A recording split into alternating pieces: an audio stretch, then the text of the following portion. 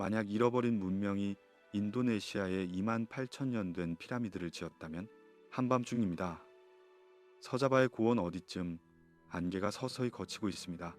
달빛이 희미하게 언덕 하나를 비추기 시작하면 그 윤곽 속에서 무언가 이상한 것이 드러납니다. 자연스러운 산등성이가 아닙니다. 너무 규칙적입니다. 너무 질서정연합니다. 마치 누군가 이 땅을 깎아내고 돌을 쌓아 올려 하늘을 향한 계단을 만든 것처럼 보입니다. 이곳의 이름은 구쉔파당. 현지 언어로 깨달음의 산이라는 뜻을 가진 이 언덕은 수세기 동안 순다족의 성지로 여겨져 왔습니다. 그러나 2025년 현재 이 조용한 언덕은 전혀 다른 이름으로 불리고 있습니다. 세계에서 가장 오래된 피라미드. 28,000년 전 마지막 빙하기가 아직 끝나지 않았던 시절, 인류가 동굴벽에 그림을 그리고 들소를 쫓던 그 시간에 혹시 이곳에서 누군가가 이미 거대한 구조물을 지을 만큼 발전한 문명을 이루고 있었던 걸까요? 이것은 단순한 상상이 아닙니다. 일부 연구자들은 실제로 그렇게 주장하고 있습니다. 지구 물리학 탐사 결과, 방사성 탄소 연대 측정, 그리고 땅속 깊은 곳에서 발견된 구조의 흔적들을 근거로 말입니다. 그러나 동시에 학계의 주류는 이 주장을 강하게 반박합니다. 증거가 너무 약하다고, 자연지형을 인공구조로 오해한 것이라고, 방법론에 심각한 결함이 있다고 말합니다. 2023년 이 논쟁은 국제학술지에 논문이 실렸다가 1년 만에 철회되는 극적인 사건으로 이어졌습니다. 그러나 이야기는 거기서 끝나지 않았습니다. 연구자들은 여전히 주장을 굽히지 않고 인도네시아 정부는 새로운 조사팀을 꾸렸으며 인터넷에서는 더욱 과격한 이론들이 퍼져나가고 있습니다. 고대의 자유에너지 기술, 세계 엘리트의 은폐 음모, 잃어버린 대륙 무의 흔적, 어디까지가 과학이고 어디서부터가 상상일까요? 어디까지가 증거이고 어디서부터가 우리가 믿고 싶어하는 이야기일까요? 오늘 밤 우리는 이 회색 지대를 함께 걸어가려 합니다. 한쪽을 믿으라고 강요하지 않겠습니다. 다만 천천히, 조심스럽게 이 언덕이 품고 있는 여러 겹의 이야기를 함께 살펴보려 합니다. 전설과 민속, 식민지 시대의 재발견, 돌과 흙의 구조, 최첨단 탐사 기술, 학계의 격렬한 논쟁, 그리고 이 모든 것이 현재를 살아가는 우리에게 던지는 질문까지. 우리는 이 밤 동안 하나의 언덕을 따라 올라가면서 동시에 인류의 과거 전체를 되돌아볼 것입니다. 그리고 아마도 그 과정에서 우리 자신에 대해서도 무언가를 발견하게 될 것입니다. 지금 여러분은 어디에 계신가요? 침대에 누워 계신가요? 아니면 소파에 기대어 계신가요? 방의 불은 꺼져 있나요? 창밖은 어둡나요? 좋습니다. 눈을 감으셔도 좋습니다. 이제부터 우리는 함께 상상 속 여행을 떠날 것입니다. 서자바의 안개 낀 언덕을 향해 28,000년이라는 시간의 무게를 향해, 그리고 우리 자신의 호기심 한가운데로. 저는 수면을 위한 미스터리 역사의 미스터 H입니다. 이 밤의 여행이 여러분의 마음을 차분하게 가라앉히는 동시에 살짝 호기심을 건드리길 바랍니다.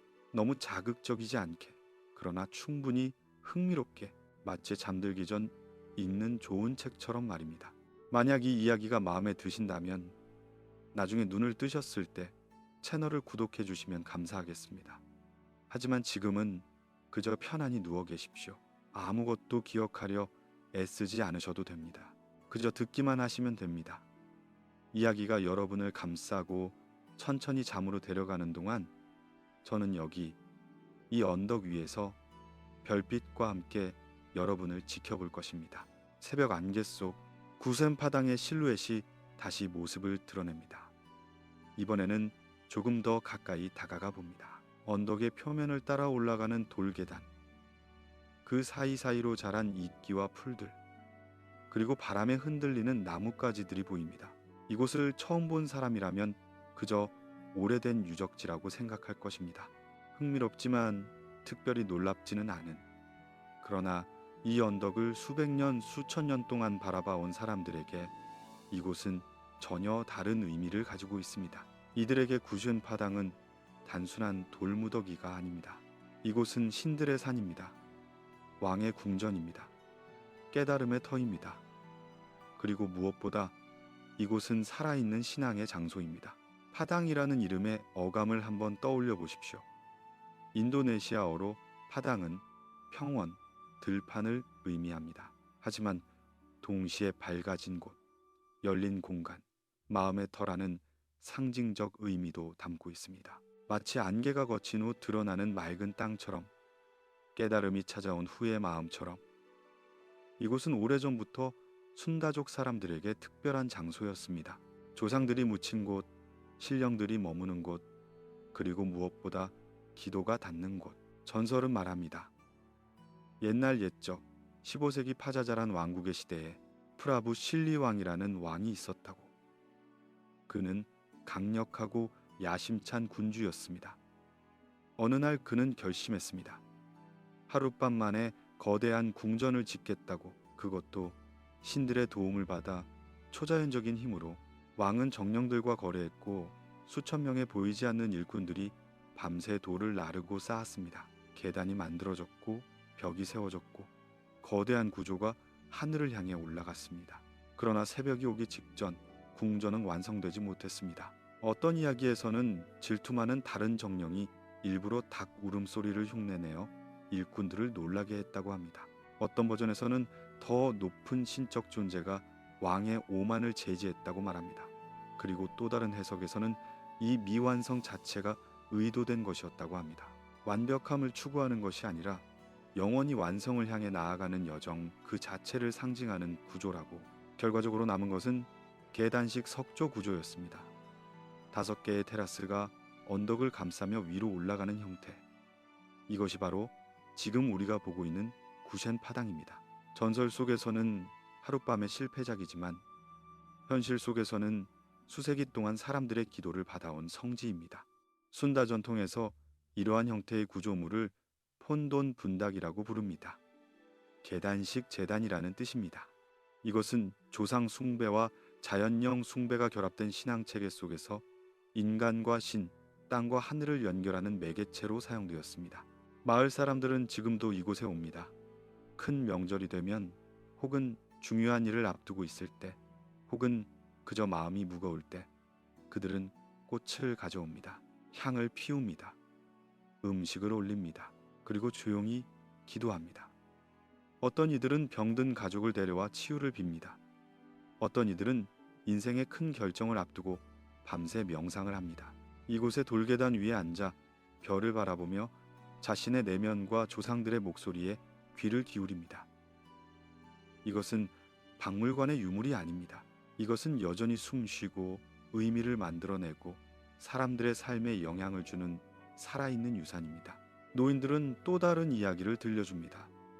아주 오래전, 기억할 수 없을 만큼 먼 옛날, 큰 홍수가 세상을 덮었다고. 물이 평지를 삼키고 집을 쓸어갔고 살아남은 사람들은 높은 곳으로 피신해야 했다고. 그들이 도착한 곳이 바로 이 언덕이었다고. 여기서 그들은 기다렸습니다. 물이 빠지기를, 세상이 다시 살만한 곳이 되기를. 그리고 물이 빠진 후 그들은 이 언덕 위에 감사의 표시로 돌을 쌓았다고 합니다. 이것이 구셴 파당의 시작이었다고. 이 홍수 전설은 순다족만의 이야기가 아닙니다. 수메르의 길가메시 서사시에도 홍수가 나옵니다. 성경의 노아 이야기에도 홍수가 나옵니다. 인도의 만우 전설, 중국의 대우 이야기, 아메리카 원주민의 여러 신화들, 전 세계 거의 모든 고대 문화에 큰 홍수와 살아남은 사람들, 그리고 높은 산의 이야기가 존재합니다. 이것은 우연일까요? 아니면 실제로 있었던 어떤 사건의 기억일까요? 마지막 빙하기가 끝나며 해수면이 급격히 상승했던 약일만 2000년 전의 일을 인류가 구전으로 전해 내려온 것일까요? 아니면 이것은 단지 신화적 원형, 인간 심리의 보편적 패턴에 불과한 것일까요? 우리는 아직 모릅니다. 그러나 중요한 것은 이 이야기들이 사람들에게 의미를 준다는 사실입니다. 구셴 파당은 단순히 고고학적 호기심의 대상이 아닙니다. 이곳은 사람들의 기억이 켜켜이 쌓인 장소입니다. 할아버지의 할아버지가 들려준 이야기, 엄마가 어릴 적 올랐던 계단, 첫사랑과 함께 본 일몰, 아이가 태어난 후 올린 첫 기도, 이 모든 것이 돌 위에, 흙 위에, 공기 속에 스며들어 있습니다. 과학자들이 지구 물리 탐사를 하고 연대를 측정하고 논문을 쓰는 동안 마을 사람들은 여전히 이곳에서 꽃을 올립니다. 이 두 가지 현실은 서로 모순되지 않습니다. 오히려 서로를 보완합니다. 식민지 이전 시대에도 이 언덕은 피난처였습니다. 전쟁이 났을 때, 역병이 돌았을 때, 혹은 그저 세상이 너무 혼란스러울 때 사람들은 이곳으로 왔습니다. 높은 곳에서 세상을 내려다보며 조금 더 넓은 관점을 얻으려 했습니다. 이것은 물리적 높이만이 아닙니다. 정신적, 영적 높이이기도 합니다. 깨달음의 산이라는 이름은 단순한 비유가 아닙니다. 이곳은 실제로 사람들이 깨달음을 구하러 오는 장소였습니다. 이제 우리가 살펴볼 과학적 조사와 논쟁들도 사실 이런 오래된 믿음과 감각 위에 겹겹이 쌓인 다음 장에 불과할지도 모릅니다. 과학은 숫자와 데이터로 말하지만 전설은 감정과 상징으로 말합니다. 둘 다 진실의 일부입니다. 둘 다 우리가 이 언덕을 이해하는 데 필요한 렌즈입니다. 만약 우리가 한쪽만 본다면 우리는 전체를 놓치는 것입니다. 혹시 여러분 주변에도 어릴 적부터 신성하다고 여겨온 동네의 언덕이나 나무, 샘이 있나요? 할머니가 거기서 기도하던 모습을 기억하시나요? 여름날 그늘 아래서 놀던 기억이 있나요?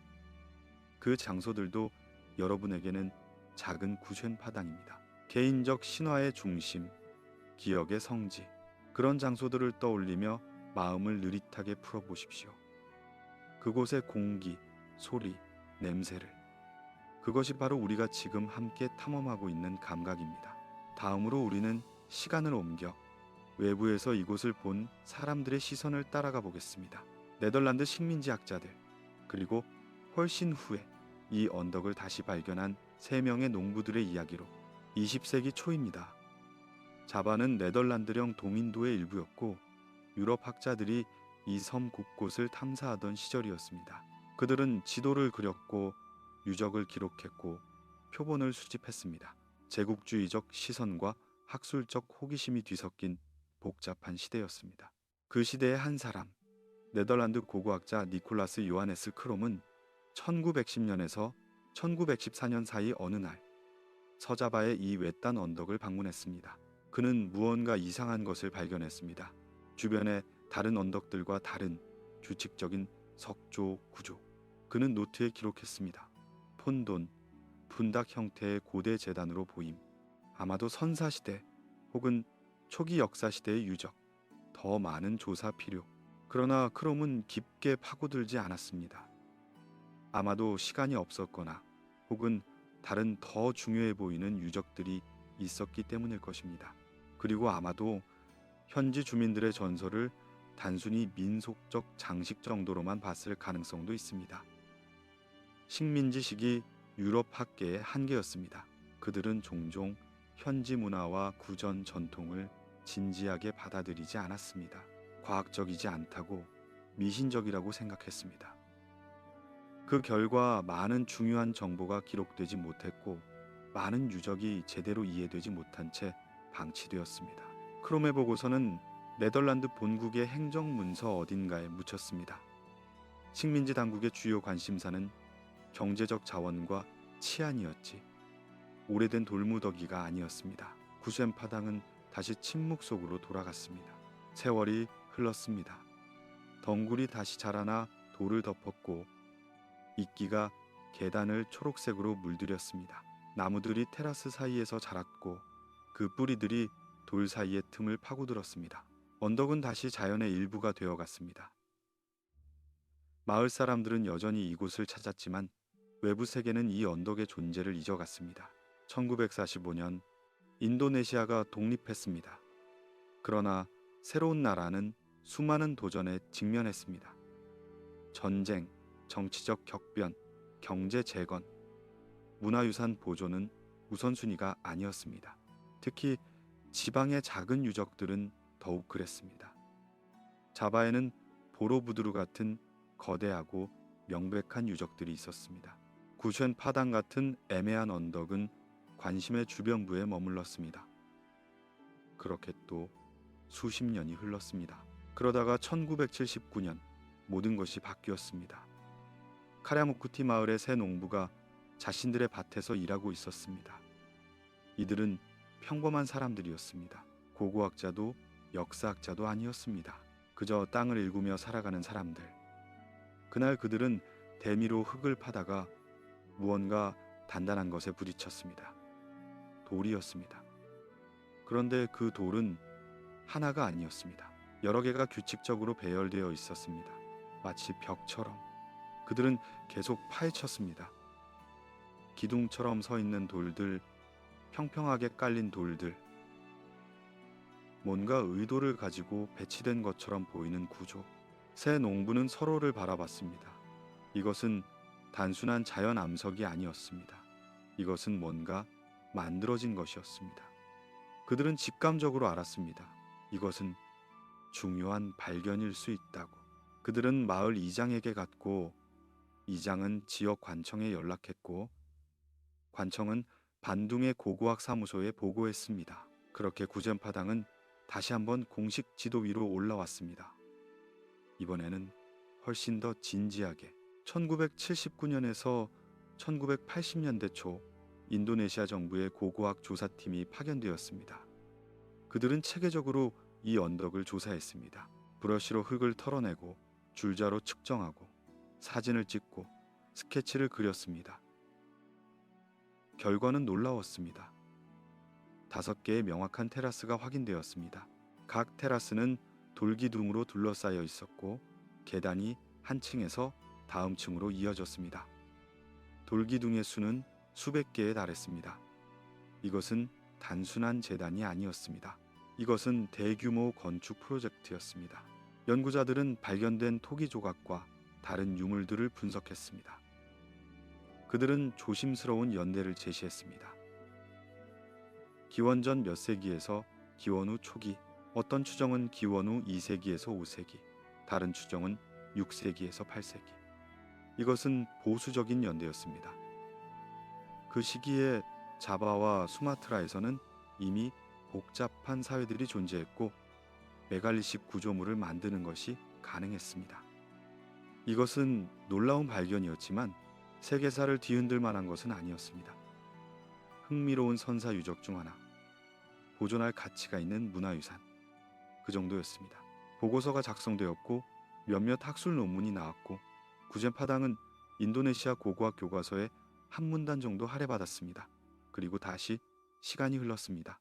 1980년대, 1990년대, 2000년대. 가끔 학생들이 견학을 왔고 관광객 몇 명이 찾아왔지만 대체로 이곳은 조용했습니다. 마을 사람들은 여전히 기도를 드리러 왔고 나무들은 계속 자랐습니다. 새 농부는 자신들의 발견이 수십 년 후 어떤 의미를 갖게 될지 상상하지 못했을 것입니다. 그들은 그저 우연히 땅을 파다가 이상한 돌을 발견했고 올바른 일을 했습니다. 신고를 한 것, 숨기거나 파는 대신 그 작은 행위가 결국 이 거대한 논쟁의 출발점이 되었습니다. 역사에서는 종종 이런 일이 일어납니다. 평범한 사람의 우연한 발견이 학계의 격렬한 토론으로 그리고 대중의 열광적인 관심으로 이어집니다. 이제 우리는 이 언덕의 구조 자체를 천천히 들여다볼 것입니다. 돌들을 가까이서 살펴보고 계단을 하나하나 올라가 보고 테라스의 배치를 이해해 보겠습니다. 눈으로 볼 수 있는 것들, 만질 수 있는 것들부터 시작해서 점점 더 깊은 곳으로, 보이지 않는 곳으로 들어가 보겠습니다. 아침 햇살이 구존파당의 동쪽 면을 비춥니다. 언덕 아래에서 위를 올려다보면 이 구조의 규모가 실감납니다. 5개의 거대한 계단이 하늘을 향해 올라갑니다. 각 테라스는 이전 테라스보다 작아지며 전체적으로 피라미드 형태를 만들어냅니다. 완벽한 기하학적 피라미드는 아니지만 분명 계획된 구조입니다. 자연이 우연히 만들어낼 수 없는 형태입니다. 총 370여 개의 계단이 약 100m 이상 이어집니다. 경사는 40도에서 45도 사이 가파릅니다. 오르기 쉽지 않습니다. 이것은 의도적인 것처럼 보입니다. 정상에 이르는 것은 쉬워서는 안 됩니다. 신성한 공간으로 올라가는 것은 노력을 요구합니다. 육체적 노력이자 정신적 헌신. 각 계단을 밟을 때마다 속세에서 조금씩 멀어지고 신성함에 조금씩 가까워지는 것입니다. 테라스를 구성하는 돌기둥들을 가까이서 보면 그 독특함이 드러납니다. 이것들은 안산암입니다. 화산 활동으로 만들어진 암석. 특히 이 지역의 안산암은 식을 때 육각형이나 다각형 기둥 형태로 갈라지는 특성이 있습니다. 마치 벌집처럼 혹은 거대한 연필 다발처럼 이것은 자연 현상입니다. 용암이 빠르게 식으면서 수축할 때 생기는 균열 패턴입니다. 아일랜드의 자이언트 코즈웨이, 아이슬란드의 스파르티포스 폭포 같은 곳에서도 볼 수 있는 현상입니다. 그러나 구센 파당의 돌기둥들은 자연 상태 그대로가 아닙니다. 이것들은 잘려 있습니다. 운반되어 왔습니다. 재배치되었습니다. 어떤 기둥은 수직으로 세워져 벽을 이루고 어떤 것은 수평으로 놓여 경계를 만듭니다. 이것은 분명 인간의 작업입니다. 누군가 이 무거운 돌들을 옮기고 계획에 따라 배치했습니다. 그 작업에는 많은 사람의 노동이 필요했을 것입니다. 그리고 그 노동을 조직하고 지휘할 수 있는 어떤 사회적 구조가 있었다는 의미입니다. 각 테라스의 평탄면을 살펴보면 흙이 의도적으로 다져진 흔적이 보입니다. 자연적으로 쌓인 토양이 아닙니다. 누군가 흙을 옮겨와서 평평하게 고르고 단단하게 눌렀습니다. 그 위에 돌기둥을 세워 테두리를 만들고 그 안쪽을 의식을 위한 공간으로 사용했을 것입니다. 제단을 놓거나 제물을 올리거나 혹은 그저 모여서 기도하는 공간으로. 공식 고고학자들의 주류 견해는 비교적 명확합니다. 이 구조는 기원 후 초기 몇 세기 동안 만들어졌습니다. 일부 추정은 2세기에서 5세기, 다른 추정은 6세기에서 8세기. 발견된 토기 조각은 기원 전 1세기에서 기원 후 1세기 사이의 것으로 보입니다. 이것은 자바의 후기 선사 시대에서 초기 역사 시대로 넘어가는 시기입니다. 인도와의 교역이 시작되고 힌두교와 불교가 들어오기 시작한 시기, 복잡한 사회 조직과 종교 의식이 발전하던 시기. 같은 시기 동남아시아 다른 지역에서도 비슷한 구조물들이 만들어졌습니다. 태국의 반치앙, 베트남의 사후인, 말레이시아의 여러 메갈리식 유적들. 이것들은 고립된 현상이 아닙니다. 지역적 문화 패턴의 일부입니다. 구젠 파당은 그 패턴 안에서 특히 잘 보존되고 규모가 큰 사례로 볼 수 있습니다. 지금 이 순간에도 관광객과 순례자가 이 계단을 오르내립니다. 그들의 발걸음은 돌 위에 새로운 흔적을 남깁니다. 수백 년, 수천 년 동안 이곳을 밟았던 발자국 위에 또 다른 발자국이 더해집니다. 시간의 층이 계속 쌓입니다. 과거와 현재가 같은 공간을 공유합니다. 어떤 의미에서 구센 파당을 오르는 것은 시간 여행입니다. 기원 후 5세기의 사제와 같은 계단을 밟고 15세기의 순례자와 같은 바람을 느끼고 1979년에 농부가 발견한 돌을 만집니다. 여기까지가 대부분의 교과서가 설명하는 구센 파당입니다. 기원 후 초기 몇 세기의 메갈리식 제단 유적, 순다족 문화의 중요한 증거, 잘 보존할 가치가 있는 문화유산. 이 정도로도 충분히 흥미롭습니다. 충분히 방문할 가치가 있습니다. 충분히 연구할 가치가 있습니다. 이것만으로도 구젠 파당은 특별한 장소입니다. 그러나 일부 연구자들은 여기서 멈추지 않았습니다. 그들은 눈에 보이는 것 너머를 바라봤습니다.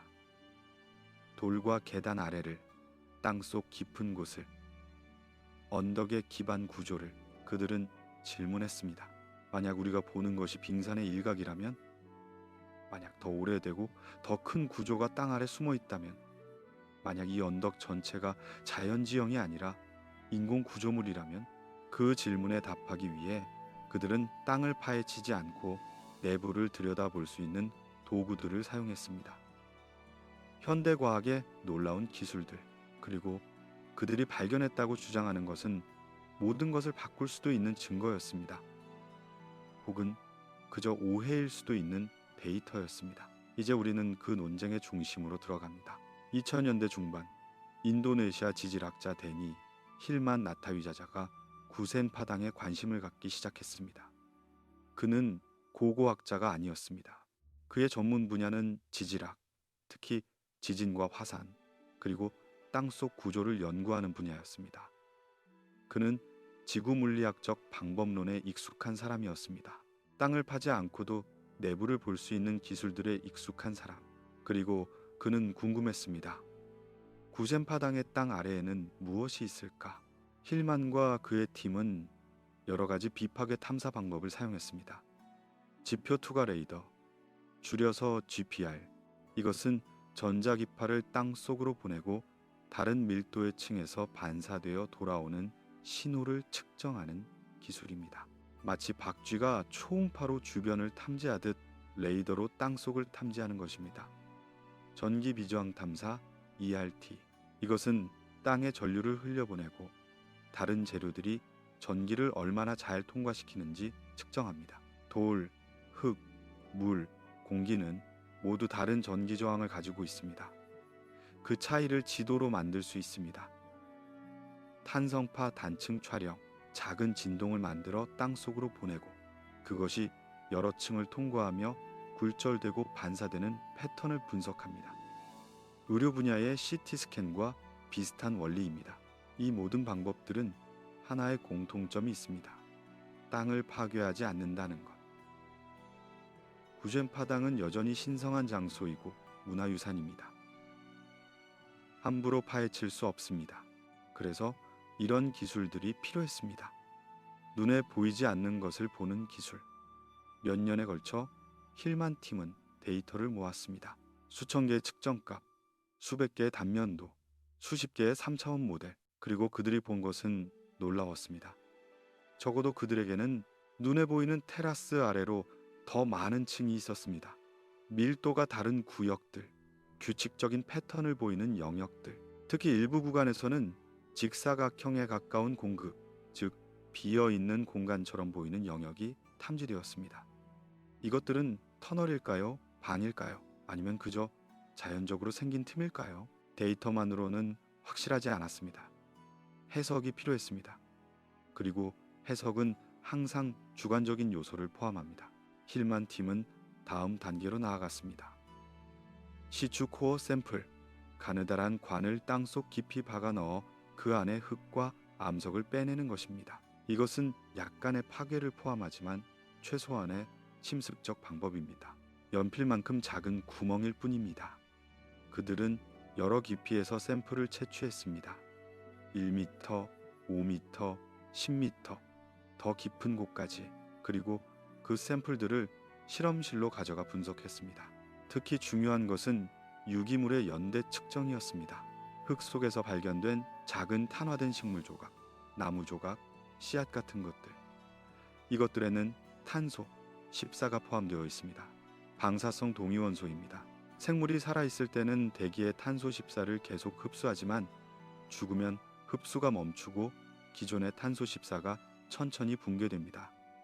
그 붕괴율은 일정합니다. 반감기 730년 남아있는 탄소 14의 양을 측정하면 그 유기물이 언제 죽었는지 추정할 수 있습니다.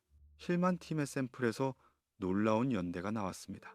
비교적 얕은 층에서는 700년에서 800년 전, 더 깊은 층에서는 15000년 전, 그리고 가장 깊은 층 중 일부에서는 25000년에서 28000년 전. 이것은 마지막 빙하기의 절정이 끝나가던 시기입니다.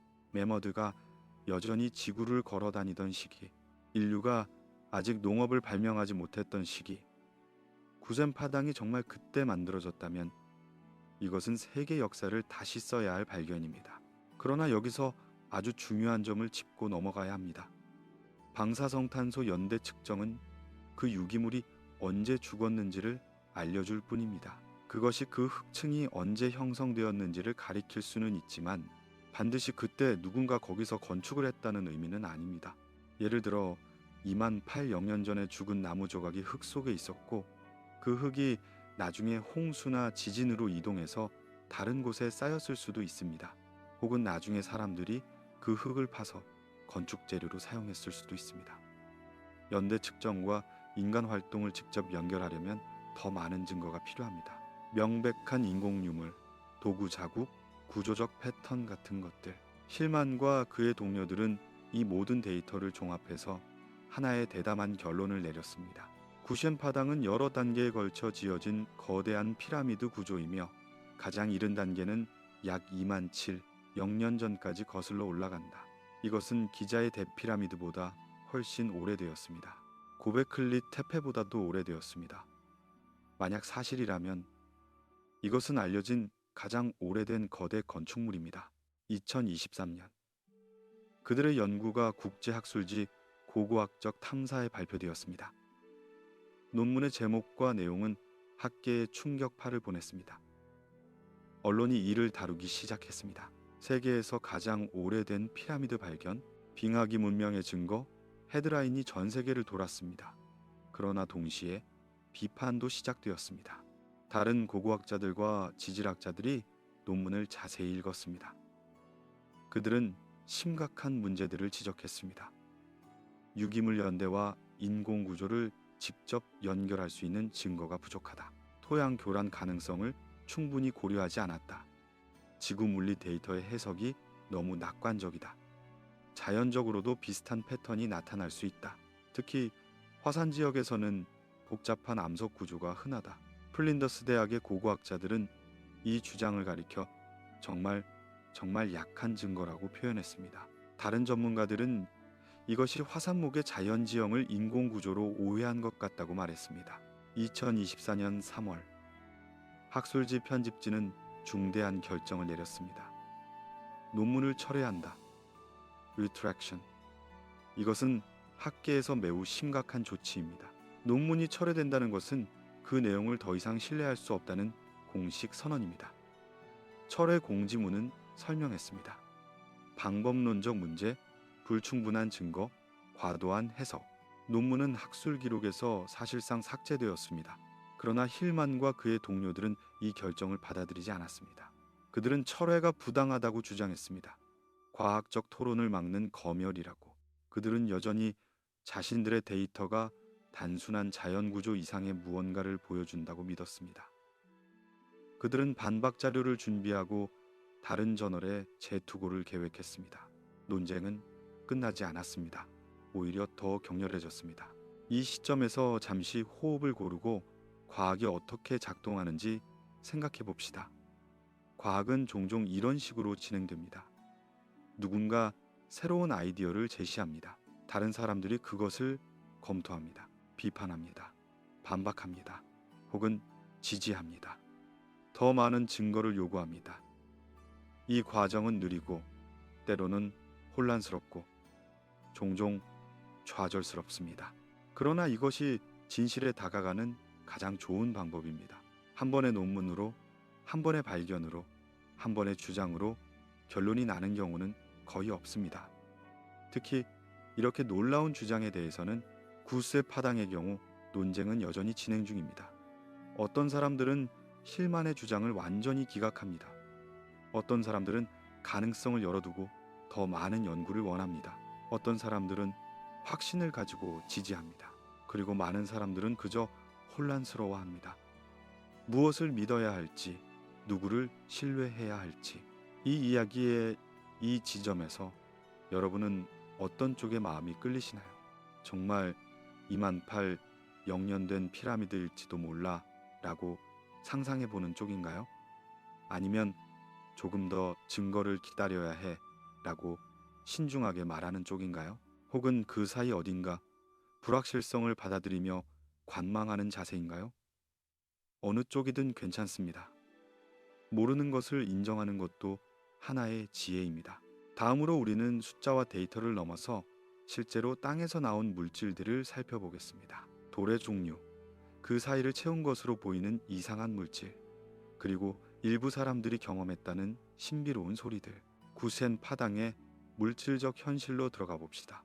이른 오후의 햇살이 구센 파당의 돌기둥들을 비춥니다. 각 기둥의 표면이 뚜렷하게 드러납니다. 거친 질감, 작은 구멍들, 이끼가 낀 틈새, 수천 년의 비바람이 새긴 흔적들. 가까이 다가가 손을 뻗어 돌을 만져본다고 상상해 보십시오. 차갑습니다. 단단합니다. 무겁습니다. 이것은 안산암입니다. 화산이 만든 돌. 지구의 내부에서 녹은 바위가 표면으로 올라와 식으며 만들어진 것입니다. 이 돌들의 독특한 점은 그 형태입니다. 육각형이나 다각형 기둥. 마치 누군가 일부러 그렇게 깎아놓은 것처럼 보이지만 실제로는 자연의 작품입니다. 용암이 식을 때 부피가 줄어들며 수축합니다. 그 수축이 균일하게 일어나면 가장 효율적인 균열 패턴은 육각형입니다. 벌집처럼, 거북이 등껍질처럼 자연은 종종 기하학적 아름다움을 만들어냅니다. 그러나 구센 파당의 돌들은 자연 상태 그대로 누워 있는 것이 아닙니다. 이것들은 옮겨졌습니다. 원래 화산 활동으로 형성된 곳에서 이 언덕으로 누군가 이 무거운 기둥들을 떼어내고 운반하고 다시 세웠습니다. 어떤 것은 2m, 어떤 것은 3m 높이, 무게는 수백 킬로그램에서 수톤까지. 이것은 쉬운 작업이 아니었을 것입니다. 많은 사람의 협력, 어떤 종류의 도구와 기술, 그리고 무엇보다 강한 동기가 필요했을 것입니다. 시추 코어 샘플을 분석한 일부 연구자들은 흥미로운 것을 발견했다고 주장합니다. 깊은 층의 돌 사이에 자연 흙과는 다른 성질의 물질이 있다고. 일종의 모르타르나 시멘트 같은 것, 점토, 실리카, 철 성분이 섞인 혼합물. 이것이 인공적으로 만들어진 것이라면 고대 건축 기술의 증거일 수 있습니다. 로마인들은 화산재와 석회를 섞어 놀라운 콘크리트를 만들었습니다. 이 영년이 지난 지금도 견고한 콘크리트를 이집트인들도 석회 모르타르를 사용했습니다. 만약 구센 파당 깊은 층에도 비슷한 수준의 재료 기술이 있었다면 인류 기술사의 연대는 크게 달라질 것입니다. 그러나 이 주장에도 반론이 있습니다. 지질학자들 중 일부는 이런 분석이 샘플 오염을 충분히 배제하지 못했다고 지적합니다. 시추 과정에서 다른 층의 물질이 섞였을 수 있다고, 혹은 이것이 자연적 광물 침전일 수 있다고. 물이 땅속을 흐르며 광물을 용해하고 다시 다른 곳에 침전시키는 것은 흔한 현상입니다. 그 결과물이 때로는 시멘트처럼 보일 수 있습니다. 현재로서는 고대 콘크리트라고 단정하기 어렵습니다. 더 많은 샘플, 더 정밀한 분석, 그리고 동료 평가가 필요합니다. 이제 소리에 대한 이야기로 넘어가 봅시다. 구센 파당을 방문한 일부 사람들은 이상한 경험을 보고합니다. 돌을 두드리면 특이한 공명음이 난다고. 특정 장소에서 걸으면 발걸음 소리가 이상하게 울린다고. 바람이 불 때 돌 사이에서 낮은 윙윙거리는 소리가 들린다고. 이것은 단순한 환청일까요? 아니면 실제 물리적 현상일까요? 인터넷의 일부 대한 연구 사이트에서는 더 과격한 주장이 나옵니다. 돌이 440Hz 같은 특정 주파수로 공명한다. 이것은 인체의 차크라와 공명한다. 지구 자기장과 특별한 상호작용을 한다. 심지어 치유 효과가 있다. 이런 주장들은 매력적으로 들립니다. 신비롭습니다. 그러나 학술적으로, 체계적으로 측정되고 검증된 것은 거의 없습니다. 일화는 증거가 아닙니다. 한 사람의 경험은 흥미롭지만 그것만으로는 과학적 결론을 내릴 수 없습니다. 그러나 동시에 고대 구조물과 음향의 관계는 진지한 연구 주제입니다. 터키의 고베클리 테페에서는 돌기둥들이 특정 주파수를 증폭시킬 수 있다는 연구가 있습니다. 몰타의 하이포지움, 지하신전은 놀라운 음향 특성을 가지고 있습니다. 특정 주파수의 소리가 방 전체를 채우며 공명합니다. 이것이 우연일까요? 아니면 의도적 설계일까요? 우리는 확신할 수 없습니다. 그러나 가능성은 있습니다. 고대 사람들이 소리와 공명을 종교 의식의 일부로 사용했을 가능성, 구젠 파당에서도 어떤 음향적 고려가 있었을지 모릅니다. 조심스러운 가정입니다. 증명할 수는 없지만 상상해 볼 수는 있습니다. 밤에 사람들이 모여 노래하고 북을 치고 기도하는 소리가 돌 사이에서 울려 퍼졌을 것입니다. 그 울림이 공간을 신성하게 만들었을 것입니다. 소리는 공간을 변화시킵니다. 같은 방이라도 조용할 때와 음악이 가득할 때는 전혀 다른 느낌입니다. 돌이 노래한다는 표현을 한번 떠올려 보십시오. 시적 과장일 수도 있지만 어떤 의미에서는 사실입니다. 모든 물체는 진동합니다. 모든 진동은 소리입니다. 대부분은 우리가 들을 수 없는 주파수이지만 그래도 존재합니다. 밤에 바람이 불 때 구제파당의 돌기둥 사이를 바람이 빠져나가는 소리를 상상해 보십시오. 낮고 으르렁거리는 소리, 높고 휘파람 같은 소리, 그 사이의 모든 음색, 그 소리를 들으며 잠든 사람들은 돌이 자신들에게 말을 건다고 느꼈을지 모릅니다. 일부 극단적 가설도 있습니다. 소리로 돌을 띄워 옮겼다, 음향 부양 기술을 사용했다. 구젠 파당은 지구 에너지를 집중하는 장치였다. 이런 아이디어들은 공상과학 소설에서는 훌륭합니다. 상상력을 자극합니다. 그러나 현재 과학적 증거는 거의 없습니다. 물리학에 알려진 법칙으로는 소리만으로 수톤의 돌을 공중에 띄우는 것은 불가능합니다. 적어도 우리가 아는 기술로는. 그래서 우리는 어떻게 이 모든 이야기를 정리할 수 있을까요? 확실히 말할 수 있는 것은 이것입니다. 구셴 파당에서 돌, 흙, 소리, 그리고 신앙이 서로 얽혀 하나의 장소의 분위기를 만들어 왔다는 것. 이 분위기 자체가 현대인에게도 여전히 어떤 정서적, 정신적 영향을 줍니다. 그곳에 서면 뭔가 특별하다는 느낌을 받습니다. 그것이 2800년 된 피라미드 때문인지 아니면 단순히 아름다운 자연과 오래된 돌의 조합 때문인지는 모릅니다. 어쩌면 둘 다일 수도 있습니다. 혹은 전혀 다른 이유일 수도 있습니다. 혹시 지금 방 안의 작은 소리들을 한번 천천히 들어보시겠습니까? 에어컨의 낮은 윙윙거림, 창밖에서 들려오는 희미한 차 소리, 이웃집의 발자국, 그리고 무엇보다 자신의 숨소리, 들숨과 날숨, 느리고 깊은 호흡, 소리를 의식하는 것, 그것만으로도 일종의 명상입니다. 고대의 의식이었을지 모릅니다. 돌 사이에 앉아 바람 소리를 듣고 자신의 심장 박동을 느끼며 무언가 더 큰 것과 연결되는 느낌. 다음으로 우리는 재료와 소리를 넘어서 이 논쟁의 중심에 선 사람들을 살펴보겠습니다. 연구자들, 정치인들, 언론, 그리고 대중.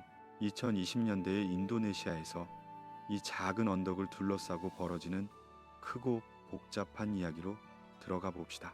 2010년대 중반부터 구전 파당은 점점 더 많은 주목을 받기 시작했습니다.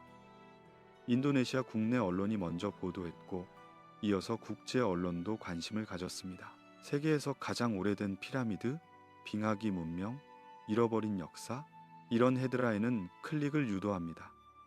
조회수를 만들어냅니다. 그리고 논쟁을 격화시킵니다. 2023년 힐만 팀의 논문이 발표되자 국제 언론이 일제히 반응했습니다. 가디언, 사이언티픽 아메리칸, NDTV, 팝댕러 메카닉스, 그리고 수많은 다른 매체들. 그러나 대부분의 기사는 회의적이거나 비판적이었습니다. 전문가들이 반박한다. 증거가 약하다. 빙하기 피라미드는 없다. 플린더스 대학의 고고학자는 인터뷰에서 말했습니다. 이 주장은 정말 약합니다. 다른 전문가들도 동의했습니다. 방법론에 문제가 있다. 자연지형과 인공구조를 혼동했다. 과도한 해석이다. 힐만과 그의 동료들은 반격했습니다. 논문 철회는 과학적 토론을 막는 검열이라고. 우리의 데이터는 단순한 자연구조 이상을 보여준다고. 우리는 계속 연구할 것이며 더 많은 증거를 제시할 것이라고. 그들은 인터뷰를 했고 강연을 했고 소셜미디어에서 자신들의 입장을 설명했습니다. 논쟁은 학술저널의 페이지를 넘어 대중의 영역으로 퍼져나갔습니다. 인도네시아 내부에서도 학계의 의견은 나뉘었습니다. 일부 고고학자들은 힐만의 접근을 강하게 비판했습니다. 필드워크가 부족하다. 고고학적 맥락을 무시했다. 지질학 데이터만으로는 인간 활동을 증명할 수 없다. 다른 일부는 좀 더 온건한 입장을 취했습니다. 방법론에는 문제가 있지만 새로운 아이디어를 완전히 닫아버려서는 안 된다. 더 많은 연구가 필요하다. 그리고 소수는 힐만을 지지했습니다. 우리는 열린 마음을 가져야 한다. 역사는 종종 우리를 놀라게 한다. 정치도 이 논쟁에 얽혀 들어갔습니다. 과거에 인도네시아 대통령이 구젠 파당에 관심을 보인 적이 있습니다. 특별 태스크포스를 만들고 예산을 할당하고 조사를 지원했습니다. 이것은 단순한 학술적 호기심이 아니었습니다. 문화적 자긍심의 문제였습니다. 만약 인도네시아에 세계에서 가장 오래된 문명이 있었다면 그것은 국가 정체성에 큰 의미를 가집니다. 우리는 주변부가 아니다. 우리는 중심이었다. 그러나 정권이 바뀌면서 상황도 바뀌었습니다. 지원이 줄어들거나 중단되었습니다. 프로젝트가 지연되었습니다. 정치와 학문이 얽히면 종종 이런 일이 일어납니다. 좋은 아이디어가 정치적 이유로 좌절되거나 나쁜 아이디어가 정치적 이유로 지지를 받습니다. 2025년 상황이 다시 변했습니다. 새로 임명된 문화부 장관 파들리 존이 구젠 파당을 중요한 유산으로 재확인했습니다. 그는 인터뷰에서 말했습니다. 이것은 세계에서 가장 오래된 문명의 증거일 수 있습니다. 우리는 학술 연구와 복원을 병행할 것입니다. 새로운 팀이 구성되었습니다. 고고학자, 지질학자, 보존 전문가, 문화인류학자. 목표는 명확했습니다. 더 많은 데이터를 수집하고 유적을 보존하고 동시에 학술적 논쟁에 신중하게 대응하는 것. 2025년 7월 문화부는 공식 발표를 했습니다. 구슌 파당 복원 작업을 올해부터 단계적으로 시작하겠다. 동시에 비파괴 조사와 학술 연구를 계속하겠다. 우리는 결론을 서두르지 않을 것이다. 증거가 어디로 이끌든 우리는 따라갈 것이다. 이것은 균형 잡힌 접근처럼 들렸습니다. 향후 몇 년 동안 새로운 데이터가 나올 것입니다. 어쩌면 논쟁이 해결될 수도 있습니다. 어쩌면 더 복잡해질 수도 있습니다. 그런데 학계와 정부가 조심스럽게 움직이는 동안 인터넷은 전혀 다른 속도로 움직였습니다. SNS와 유튜브에서 구엔 파당에 대한 콘텐츠가 폭발적으로 증가했습니다. 일부는 교육적이고 균형 잡힌 것이었습니다. 하지만 많은 것들은 자극적이고 과장되었습니다. 2만 8억 년 된 피라미드 확정, 과학자들이 숨기는 진실, 고대의 자유에너지 기술 발견, 이것이 아틀란티스의 흔적, 엘리트들이 두려워하는 발견, 이런 콘텐츠는 바이럴됩니다. 빠르게 퍼집니다. 수백만 번 조회됩니다. 왜냐하면 이것은 흥미진진하기 때문입니다. 신비롭기 때문입니다. 기존의 역사를 뒤집는다는 약속 때문입니다. 사람들은 혁명적인 이야기를 좋아합니다. 숨겨진 진실을 좋아합니다. 음모론을 좋아합니다. 적어도 일부 사람들은. 그러나 이것은 위험합니다. 과학은 느리게 움직입니다. 신중하게 증거를 평가하고 동료를 검토하고 실수를 인정하고 수정합니다. 반면 클립과 썸네일은 빠르게 움직입니다. 주목을 끌고 감정을 자극하고 단순화하고 왜곡합니다. 이 두 속도 사이의 간극에서 진실은 종종 길을 잃습니다. 오늘 밤 이 다큐멘터리를 들으시는 여러분은 다른 선택을 하고 계십니다. 천천히 생각하는 자세, 서두르지 않고 복잡성을 받아들이고 불확실성을 견디는 자세. 이것은 쉽지 않습니다. 우리의 뇌는 빠른 답을 원합니다. 명확한 결론을 원합니다. 흑백 논리를 좋아합니다. 그러나 현실은 종종 회색입니다. 애매합니다. 아직 모릅니다. 가정직한 답인 경우가 많습니다. 인도네시아 국민 입장에서 구현 파당은 여러 가지 의미를 가집니다. 이것은 자부심의 원천입니다. 우리도 세계 문명사의 중요한 부분이라는 증거. 동시에 이것은 관광 자원입니다. 경제적 잠재력, 일자리와 수입을 만들 수 있는 장소. 그리고 이것은 논쟁거리입니다.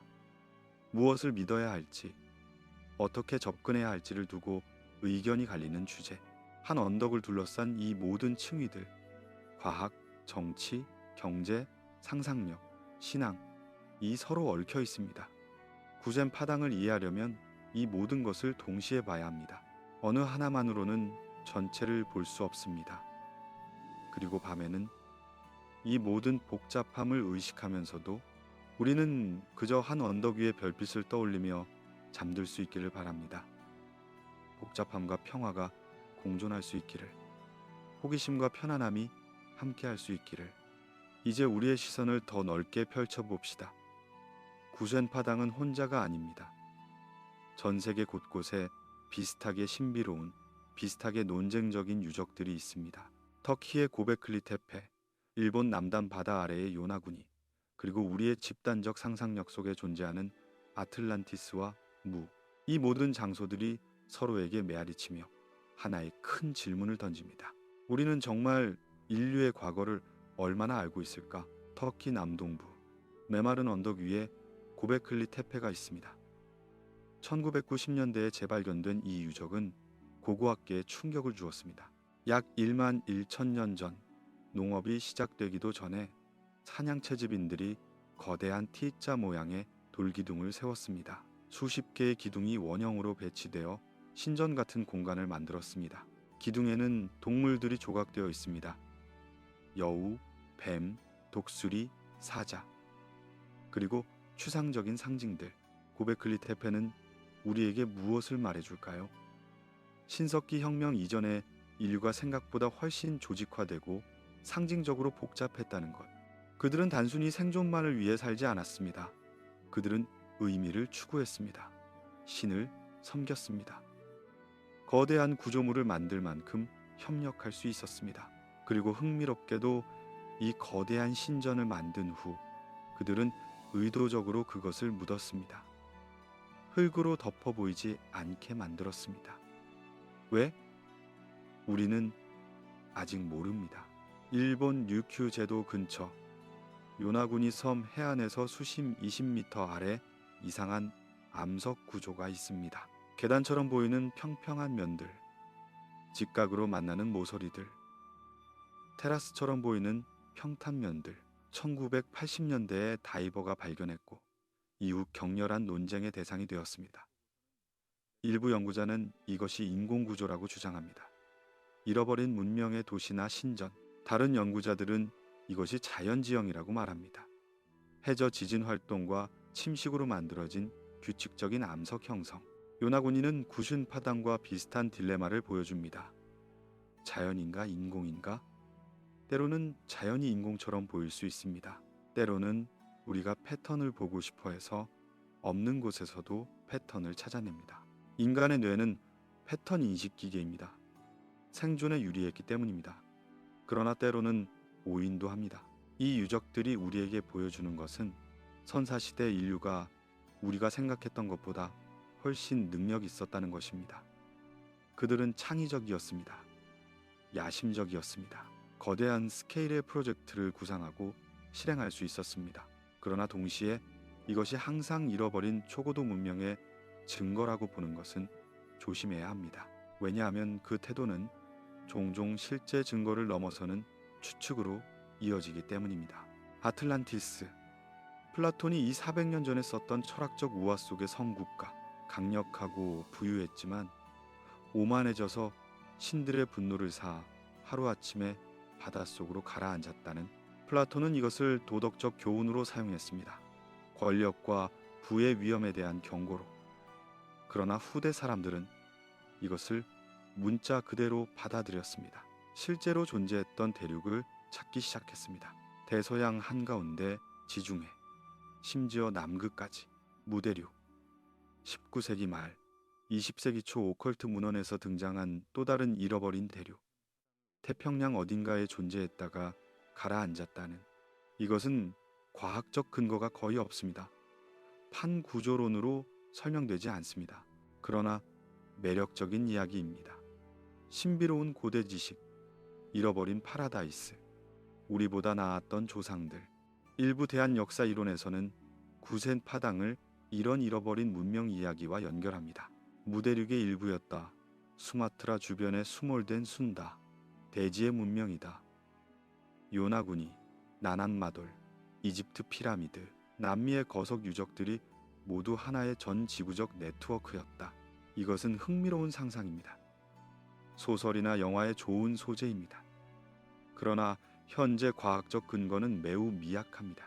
각 유적은 자체의 맥락을 가지고 있습니다. 고베클리 테페는 특정 시기 아나톨리아의 사냥채집 문화입니다. 요나구니는 일본 남부의 지질학적 특성과 관련이 있을 수 있습니다. 구셴파당은 자바의 화산 환경과 순다족 문화의 산물입니다. 이것들을 억지로 하나의 이야기로 묶는 것은 각각의 독특함을 무시하는 것입니다. 그러나 동시에 전 세계 여러 문화의 공통으로 등장하는 대홍수 신화는 흥미롭습니다. 수메르의 길가메시 서사시, 성경의 노아, 인도의 마누, 중국의 대우, 그리스의 데우칼리온, 아메리카 원주민의 수많은 홍수 이야기들. 이것이 우연일까요? 일부 학자들은 마지막 빙하기가 끝나며 해수면이 급격히 상승했던 사건의 집단적 기억일 수 있다고 제안합니다. 약 1만 2천년 전 해수면이 100m 이상 상승했습니다. 해안가에 살던 사람들은 고향을 잃었을 것입니다. 그 트라우마가 구전으로 전해 내려왔을 가능성. 이것은 과학적으로 연구할 수 있는 가설입니다. 잃어버린 초문명을 가정하지 않고도 설명할 수 있습니다. 그저 자연재해와 인간의 기억, 그리고 이야기의 전승으로. 가끔은 확실한 증거가 없는 곳에서는 모른다고 말하는 용기가 필요합니다. 모른다고 말하는 것 자체가 좋은 출발점일 때가 많습니다. 모른다는 것을 인정해야 제대로 된 질문을 던질 수 있습니다. 상상해 보십시오. 별이 쏟아지는 밤, 구슌 파당 정상에 앉아 있는 여행자를. 그는 동쪽을 바라보며 고베클리 테페를 떠올립니다. 남쪽을 바라보며 요나구니를 생각합니다. 그리고 모든 방향으로 아직 발견되지 않았을 수도 있는 유적들을 상상합니다. 그는 혼자가 아닙니다. 전 세계의 다른 여행자들, 연구자들, 꿈꾸는 사람들과 같은 밤하늘 아래 있습니다. 같은 질문들을 던지며 다음으로 우리는 이 모든 이야기가 오늘날 우리에게 무엇을 의미하는지 생각해 보겠습니다. 대홍수, 문명의 붕괴, 그리고 현재를 살아가는 우리가 직면한 과제들. 구셴 파당이 거울처럼 비추는 우리 자신의 모습으로 인류의 긴 역사를 한번 떠올려 보십시오. 수만 년 동안 우리 조상들은 변화하는 환경 속에서 살아왔습니다. 빙하기가 왔다가 갔습니다. 기후가 따뜻해졌다가 추워졌습니다. 해수면이 올라갔다가 내려갔습니다. 강이 마르고 숲이 사막이 되고 비옥했던 땅이 황폐해졌습니다. 그 과정에서 많은 사회가 번영했다가 쇠퇴했습니다. 어떤 것은 흔적도 없이 사라졌습니다. 마지막 빙하기가 끝날 무렵 약 1만 2천년 전 극적인 변화가 일어났습니다. 빙하가 녹으며 엄청난 양의 물이 바다로 흘러들어갔습니다. 해수면이 100m 이상 상승했습니다. 해안선이 완전히 바뀌었습니다. 지금 물에 잠긴 대륙붕, 예를 들어 동남아의 순다 대지는 당시 육지였습니다. 그곳에 사람들이 살았을 것입니다. 마을을 만들고 농사를 짓고 아이들을 키우며. 그리고 물이 왔습니다. 천천히, 혹은 때로는 급격하게. 그들은 떠나야 했습니다. 내륙으로, 높은 곳으로.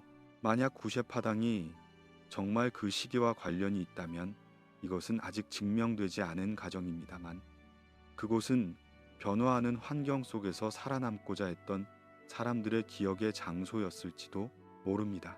높은 언덕에 구조물을 만들고 홍수가 다시 오더라도 안전할 곳을 표시하고 조상들에게 보호를 빌었을지 모릅니다. 일부 음모론은 여기서 더 나아갑니다.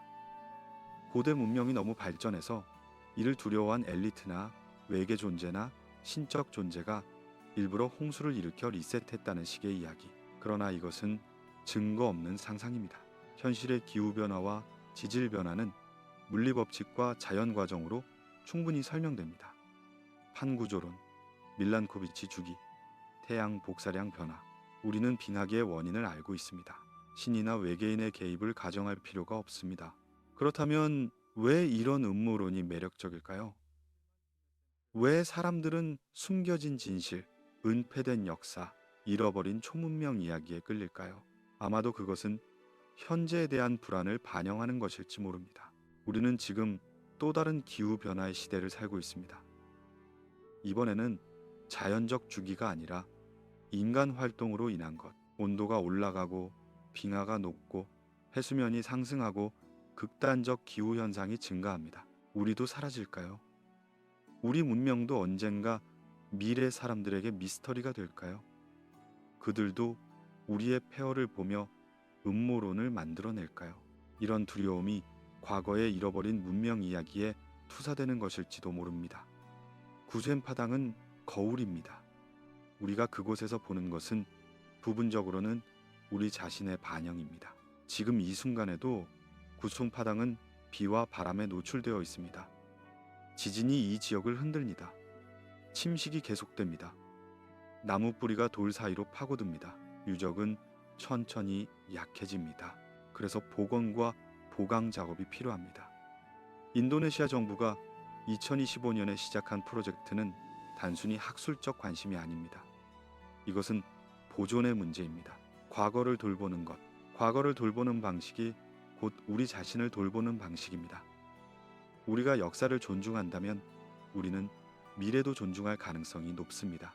우리가 증거를 신중하게 다룬다면 우리는 현재의 증거도 신중하게 다룰 것입니다. 우리가 불확실성을 견딜 수 있다면 우리는 복잡한 현실도 다룰 수 있을 것입니다. 고대의 사람들도 지금의 우리처럼 내일의 날씨와 자식들의 미래를 걱정하며 하늘을 올려다보았을 것입니다. 그들도 불확실성 속에서 살았습니다. 언제 비가 올지, 언제 홍수가 날지, 언제 수확이 풍부할지 확신할 수 없었습니다. 그래서 그들은 기도했고 의식을 행했고 신성한 장소를 만들었습니다. 통제할 수 없는 것들을 의미 있게 만들려는 시도. 우리도 다르지 않습니다. 우리도 통제할 수 없는 것들에 둘러싸여 있습니다.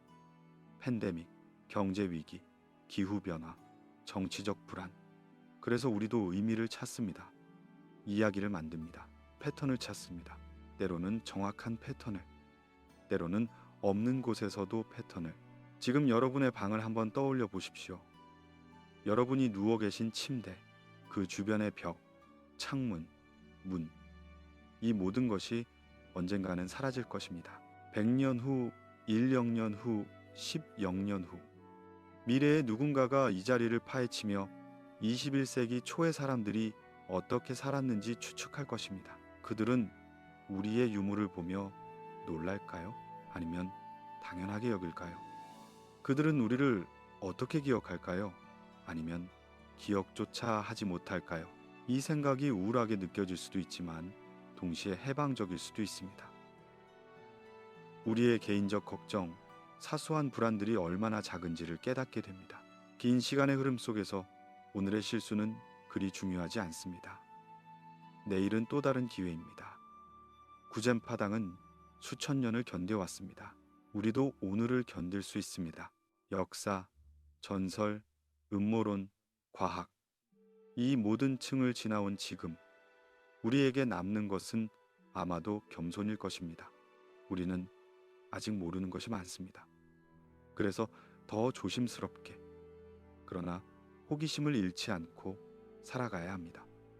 확신과 회의 사이의 균형, 상상력과 증거 사이의 대화, 이것이 좋은 삶의 방식입니다. 이것이 좋은 과학의 방식입니다. 이것이 좋은 이야기의 방식입니다. 이제 마지막으로 우리는 이 모든 이야기를 조용히 묶어 구센 파당을 다시 하나의 잠자리 이야기로 돌려놓겠습니다. 별빛 아래의 고요한 언덕으로, 그리고 여러분을 편안한 잠으로 안내하겠습니다. 밤이 깊어졌습니다. 구젠 파당 위로 별들이 쏟아집니다. 모든 관광객이 떠났습니다. 마지막 순례자도 집으로 돌아갔습니다. 마을의 불빛이 하나둘 꺼집니다. 이제 이 언덕에는 돌과 바람과 별빛만 남았습니다. 그리고 상상 속에서 지금까지 우리는 많은 것을 살펴봤습니다. 순다전설의 신리왕이 왕과 미완성 궁전 이야기, 네덜란드 식민지 학자의 짧은 방문, 1979년 새 농부의 우연한 발견, 5개의 테라스와 370개의 계단, 지구물리 탐사와 놀라운 연대 측정 결과, 2800년이라는 도발적인 주장, 학술지의 발표와 철회, 학계의 격렬한 논쟁, 인도네시아 정치와 문화부의 복원 계획, SNS와 유튜브의 자극적인 콘텐츠, 고베클리 테페와 요나구니 같은 전 세계의 신비로운 유적들, 아틀란티스와 무 같은 잃어버린 대륙 신화, 대홍수 이야기와 마지막 빙하기의 해수면 상승, 그리고 현재의 우리가 직면한 기후변화와 불확실성. 이 모든 이야기는 하나의 언덕주위를 맴돕니다. 작은 언덕, 서자바의 외딴 곳에 있는 조용한 언덕. 그러나 이 언덕은 작지 않습니다. 이 언덕은 거대합니다. 왜냐하면 이 언덕은 우리의 상상력을 담는 그릇이기 때문입니다. 우리의 질문을 담는 그릇, 우리의 두려움과 희망을 담는 그릇. 날짜와 숫자는 언젠가 바뀔 수 있습니다. 더 정밀한 측정, 더 많은 샘플, 더 나은 방법론이 나오면 우리는 구센파당의 연대를 다시 추정할 것입니다. 2800년일 수도 200년일 수도 혹은 그 사이 어딘가일 수도 있습니다. 그러나 이것이 바뀌더라도 이 언덕이 사람들의 상상과 기도, 논쟁과 호기심을 끌어당기는 장소라는 사실은 쉽게 사라지지 않을 것입니다. 어쩌면 중요한 것은 정확한 연대가 아닙니다. 중요한 것은 이 언덕을 바라보며 우리가 어떤 질문을 던지게 되는가입니다. 우리는 어디서 왔는가? 얼마나 오래 이 행성에서 함께 살아왔는가? 무엇을 만들어 왔는가? 무엇을 잃어왔는가? 그리고 어디로 가고 있는가? 이것들은 구세 파당만의 질문이 아닙니다. 이것들은 인간의 질문입니다. 영원한 질문입니다. 지금 여러분만의 작은 구센 파당을 떠올려 보십시오. 어린 시절 자주 가던 공원, 학교 뒤의 언덕, 동네 뒷산, 할머니 집 마당에 오래된 나무, 첫 키스를 했던 다리, 혼자 울었던 해변. 이 장소들도 여러분에게는 신성합니다.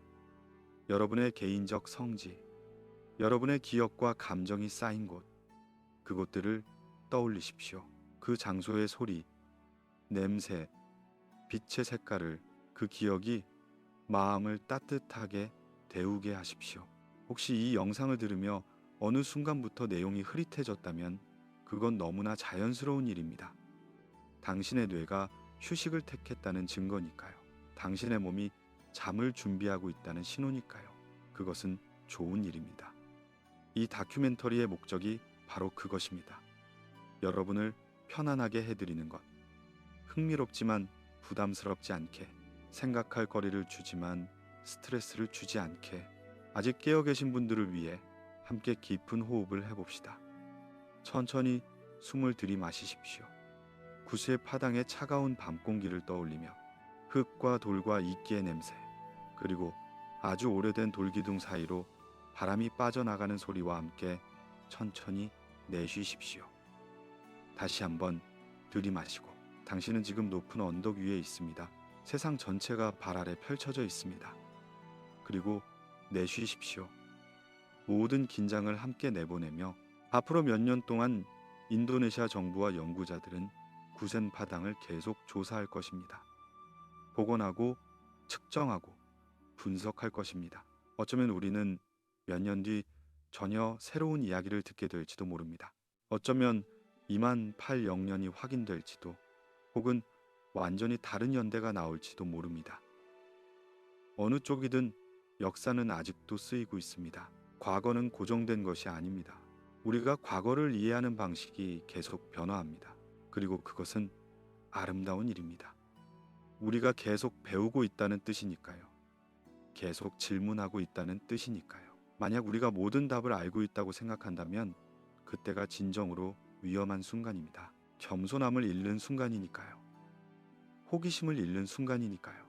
이런 느릿한 역사 이야기가 마음에 드셨다면 나중에 여유가 있을 때 채널을 구독해 주시면 감사하겠습니다. 우리는 앞으로도 잠들기 좋은 속도로, 그러나 최대한 정직하게 과거의 수수께끼들을 함께 살펴볼 것입니다. 그리고 만약 후원을 통해 채널을 지원해 주신다면 앞으로 더 많은 새로운 역사 이야기를 미리 만날 수 있습니다. 더 깊이 있는 연구, 더 긴 에피소드, 더 다양한 주제들을 함께 탐험할 수 있습니다. 하지만 지금은 아무것도 하지 않으셔도 됩니다. 아무것도 기억하지 않으셔도 좋습니다. 그저 몸을 조금 더 편하게 눕히십시오. 베개를 더 편한 위치로 조정하십시오. 이불을 어깨까지 끌어올리십시오. 눈꺼풀이 무겁게 느껴지게 하십시오. 그리고 마음속 언덕 위에 마지막 별빛을 올려두십시오. 구션파당은 지금도 거기 있습니다. 서자바의 밤속에 별빛 아래에 바람을 맞으며 수천 년을 그랬듯이 앞으로도 수천 년을 그럴 것입니다. 우리의 질문을 기다리며, 우리의 상상을 담으며, 우리의 발걸음을 받아들이며 별들이 천천히 움직입니다. 지구가 자전하며 하늘의 별자리들이 서쪽으로 기울어 갑니다. 구졬 파당의 돌그림자도 함께 움직입니다. 달이 떠오르면 언덕 전체가 은빛으로 물듭니다. 이 빛 속에서 돌기둥들은 더욱 신비롭게 보입니다. 마치 다른 세계에서 온 것처럼, 혹은 이 세계가 다른 세계처럼. 시간에 대해 생각해 봅시다. 우리는 시간을 직선으로 생각하는 데 익숙합니다. 과거, 현재, 미래가 일렬로 늘어선, 그러나 이런 장소에서 시간은 다르게 느껴집니다. 과거가 여전히 현재 속에 살아 있습니다. 기원전의 돌과 2025년의 발걸음이 같은 공간을 공유합니다. 미래도 이미 여기 있습니다. 앞으로 올 순례자들, 앞으로 태어날 아이들이 이 계단을 오를 것을 알고 있으니까요. 원주민들의 시간 개념은 종종 이와 같습니다. 순환적입니다. 계절이 돌고 세대가 이어지고 이야기가 반복됩니다. 죽음은 끝이 아니라 변화입니다. 조상들은 떠난 것이 아니라 다른 형태로 머물러 있습니다. 돌 속에, 나무 속에, 바람 속에 그들은 듣고 있습니다. 그들은 지켜보고 있습니다. 이것을 미신이라고 부르는 것은 쉽습니다. 그러나 어떤 의미에서 이것은 진실입니다.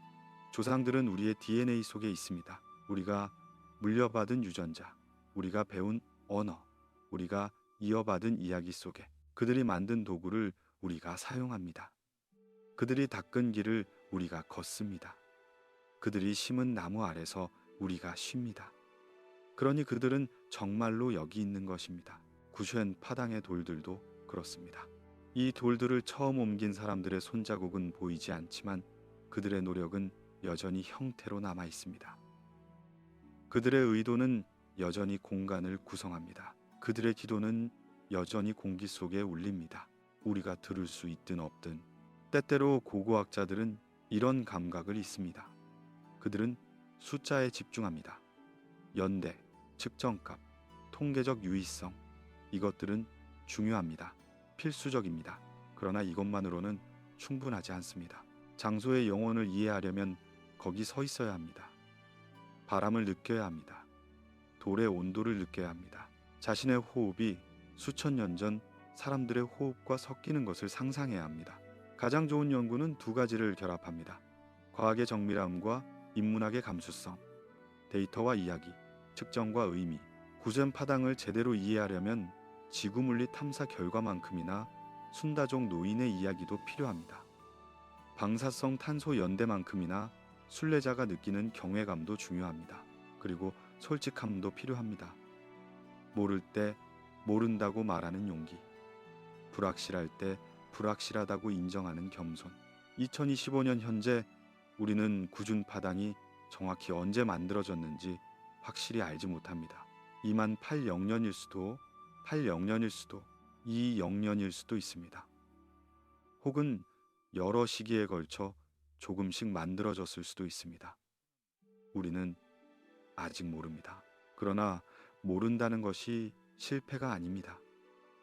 모른다는 것은 여정의 일부입니다. 지식은 한순간에 완성되지 않습니다. 퍼즐 조각을 하나씩 맞추는 것입니다. 때로는 잘못된 조각을 끼워 넣었다가 다시 빼야 합니다. 때로는 전체 그림을 다시 상상해야 합니다. 이것이 과학입니다. 이것이 역사입니다. 이것이 삶입니다. 여러분의 삶에서도 그렇지 않습니까? 확실히 안다고 생각했던 것들이 나중에 다르게 보일 때가 있습니다. 어린 시절의 기억이 어른이 되어 다시 방문하면 전혀 다른 의미를 가집니다. 사랑했다고 생각했던 사람이 사실은 그렇지 않았을 수도 있습니다. 혹은 그 반대일 수도 있습니다. 우리는 끊임없이 과거를 재해석합니다. 새로운 정보, 새로운 관점, 새로운 성숙함을 가지고 구젠 파당도 그렇게 재해석되어 왔습니다. 네덜란드 학자에게는 이국적 유적이었습니다. 식민지의 호기심 거리, 1979년의 농부들에게는 밭에서 발견한 이상한 돌이었습니다. 1980년대 고고학자들에게는 메갈리식 재단이었습니다. 힐만에게는 잃어버린 문명의 증거였습니다. 비판자들에게는 오해와 과장이었습니다. 순례자들에게는 여전히 신성한 산입니다. 관광객들에게는 셀카 찍을 배경입니다. 모두 맞습니다. 모두 틀립니다.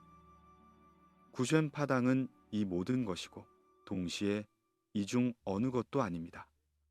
구쉔 파당은 그저 구쉔 파당입니다. 우리의 해석을 넘어서 존재하는 물리적 현실, 돌과 흙과 역사. 밤 공기가 더 차가워집니다. 이슬이 내리기 시작합니다. 돌 표면이 촉촉해집니다. 이끼가 물을 흡수합니다. 작은 곤충들이 깨어나 돌 사이를 기어갑니다. 멀리서 올빼미가 울고 더 멀리서 개가 짖습니다. 마을의 누군가는 아직 깨어 있습니다. 아픈 아이를 돌보며 혹은 내일의 걱정으로 잠을 이루지 못하며 그들도 이 밤하늘을 보고 있을지 모릅니다.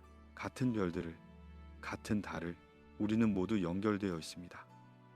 시간을 넘어서, 공간을 넘어서 지금 이 다큐멘터리를 듣고 있는 여러분과 구쉔 파당 근처에서 잠들려는 마을 사람과 수천 년 전 이 계단을 올랐던 사람들, 같은 인간 경험을 공유합니다.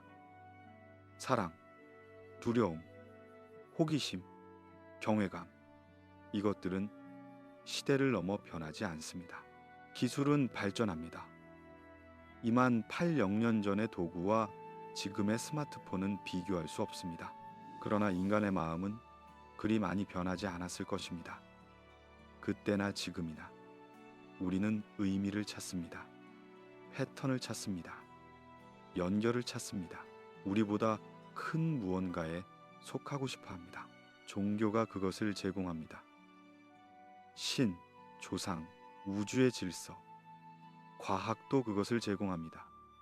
자연 법칙, 진화, 빅뱅, 예술도, 음악도, 사랑도 모두 같은 근본적 욕구를 채웁니다. 혼자가 아니라는 느낌, 무작위가 아니라는 느낌, 의미 있다는 느낌.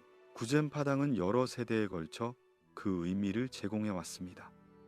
순다족에게는 조상과의 연결, 연구자들에게는 지적 도전, 관광객들에게는 이국적 경험, 음모론자들에게는 숨겨진 진실의 실마리, 그리고 지금 여러분에게는 잠자리 이야기. 이 모든 의미가 공존할 수 있습니다.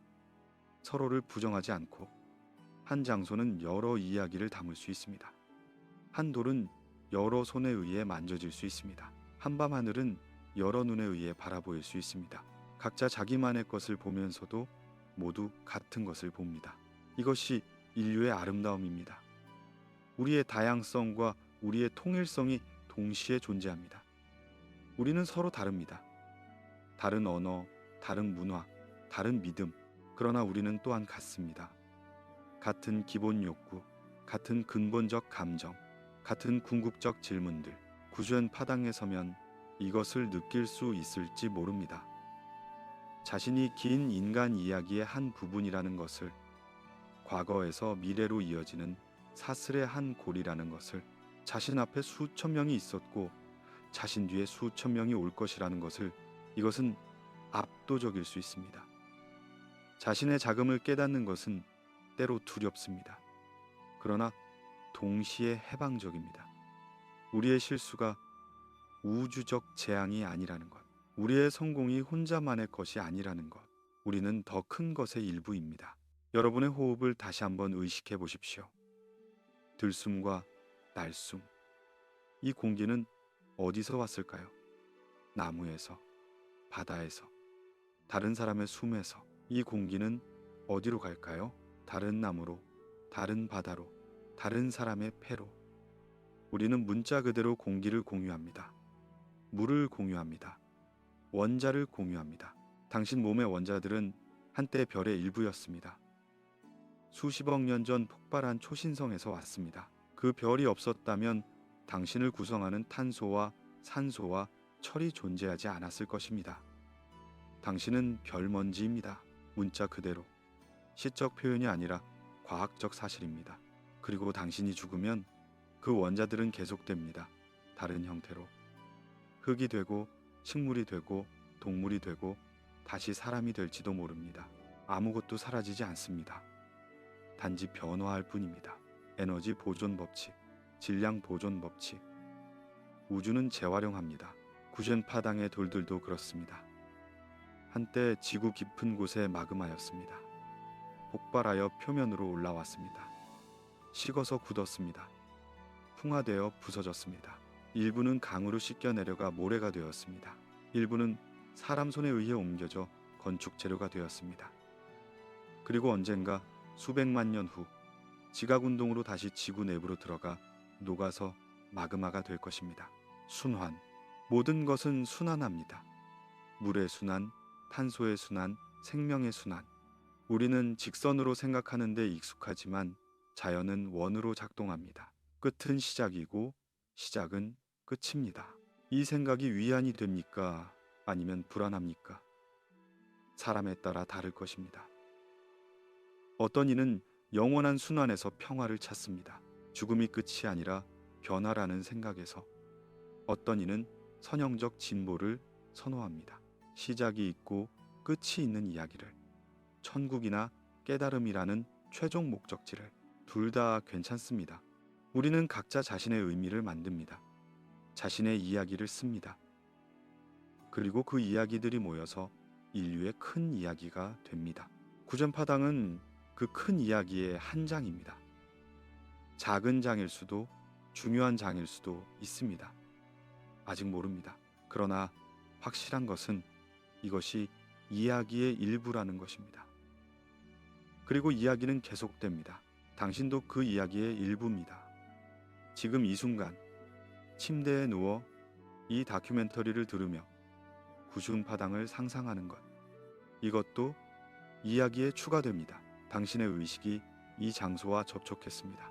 비록 물리적으로 가보지 않았어도 상상 속에서, 이야기 속에서 당신은 거기 있었습니다. 그리고 어쩌면 그것으로 충분합니다. 모든 장소를 직접 방문할 필요는 없습니다. 어떤 장소는 상상 속에서 더 아름답습니다. 어떤 이야기는 들려지는 것만으로 충분합니다. 우리는 이야기를 통해 여행합니다. 책, 영화, 다큐멘터리, 그리고 이런 잠자리 이야기를 통해 당신의 눈꺼풀이 이제 정말 무거워지고 있습니다. 이야기의 흐름이 당신을 떠받치고 있습니다. 마치 물 위에 둥둥 떠 있는 것처럼. 저항할 필요가 없습니다. 그저 흐름에 몸을 맡기십시오. 이야기가 당신을 잠으로 데려갈 것입니다. 굳은 파당의 별빛이 당신의 마지막 생각을 비출 것입니다. 그리고 내일 아침 당신이 눈을 뜰 때 이 이야기의 대부분을 잊었을 것입니다. 그것도 괜찮습니다. 중요한 것은 숫자나 이름을 기억하는 것이 아닙니다. 중요한 것은 느낌입니다. 호기심의 느낌, 경이로움의 느낌, 우리가 아직 모르는 것이 많다는 느낌, 그리고 그것이 괜찮다는 느낌. 이제 정말로 잠들 시간입니다. 구쉔파당은 계속 거기 있을 것입니다. 별들은 계속 빛날 것입니다. 질문들은 계속 기다릴 것입니다. 하지만 지금은 당신은 쉬어야 합니다. 깊은 잠 속으로, 편안한 어둠 속으로. 꿈속에서 아마도 당신은 계단을 오를 것입니다. 돌 사이로 바람이 불고 별이 쏟아지는 언덕을, 그리고 정상에 도착하면 당신은 발견할 것입니다. 거기서 당신을 기다리는 것이 무엇인지는 당신만 알 수 있습니다. 안녕히 주무십시오. 좋은 밤 되십시오. 그리고 꿈에서 만나요. 별빛 아래 언덕 위에서.